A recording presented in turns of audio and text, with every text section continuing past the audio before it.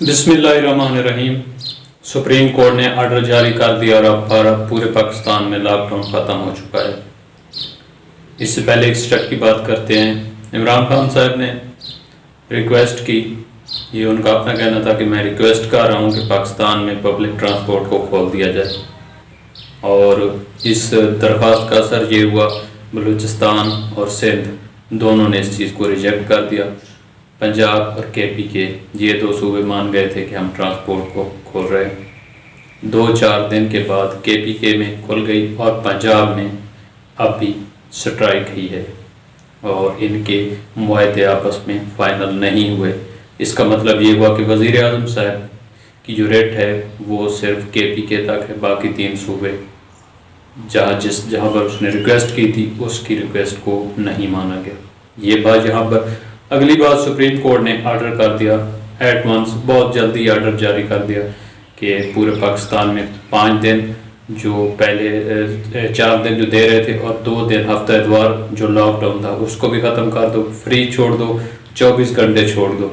اور اس سے چند دن پہلے ہی حکومت کا فیصلہ تھا، صرف ایک ہی ہفتہ چلا، جمعہ ہفتہ اتوار، وہاں تک چھٹی تھی کہ اس دوران 3 دن لاک ڈاؤن ہوگا، 4 دن آپ کام کریں۔ ایک ہی ہفتہ یہ کام چلا اور پھر سپریم کورٹ نے اپنا آرڈر جاری کر دیا۔ اس سے یہ ظاہر ہوا کہ حکومت کی بے بسی ہے، وہ کچھ نہیں کر سکتی، ان کے پیچھے کوئی اور ہے، وہ بات کرتے ہیں لیکن اس کی کوئی امپلیمنٹیشن نہیں ہے۔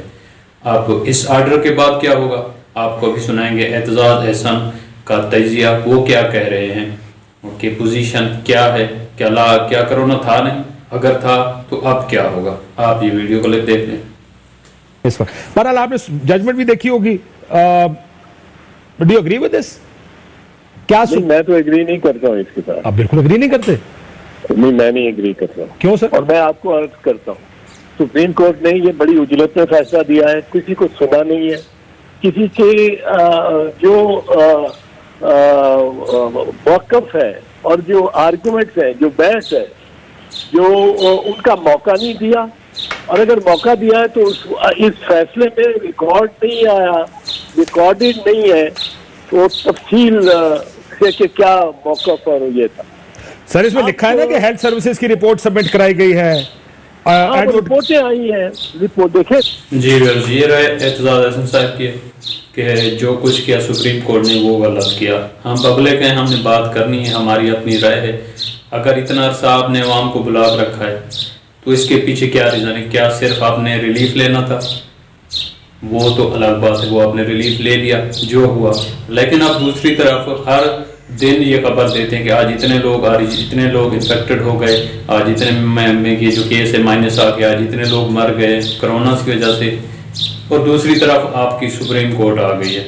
تو ایک بات عوام کو کلیئر کر دیں کہ کرونا تھا یا نہیں تھا، نہیں تھا جان چھوٹی، اگر تھا ہے تو پھر کیا ہوگا؟ جس طرح سے عوام کو چھوڑ دیا گیا ہے۔ آپ ایک چھوٹا سا اور ویڈیو کلپ دیکھیں ڈاکٹر یاسمین راشد صاحب سے، جب پوچھا گیا کہ آپ نے آنیسٹلی جواب دینا ہے کہ اب کیا ہوگا، تو ان کا رد عمل جو کہ حکومت کے نمائندہ ہونے کے علاوہ جو ان کا ایمانداری سے جواب تھا وہ جواب۔ اور لاہور میں بھی دیکھا، ہم نے پنجاب میں بھی دیکھا، سندھ میں بھی دیکھا، کراچی میں بھی دیکھا، اب کیا ہوگا آپ کے خیال میں؟ آنیسٹ رائے آپ کی چاہیے، اب بڑھے گا یا گھٹے گا؟ دیکھیں میں آنیسٹ رائے میری یہ ہے کہ نیچرلی لاہور میں کیونکہ پہلے ہی بھی تعداد زیادہ ہے مریضوں کی، تو پھیلاؤ لاہور کے اندر ڈیفینیٹلی باقی جگہوں کے مقابلے میں زیادہ ہوگا۔